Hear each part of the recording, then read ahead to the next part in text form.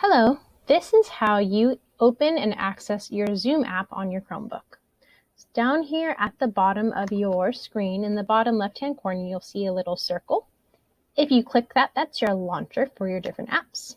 And you will see different apps show up on your screen. Then you should see Zoom here towards the top. If for some reason it's not there, you can click this arrow and you will see all your apps on your computer. You usually will have more than one page of apps. So if you need to go into the second page, you can look here and you'll see these little dots. If I click here, you can see I go down and up. So there you can see also that I have Zoom down here. To open Zoom, click the app. And then make sure you sign in with your Google account.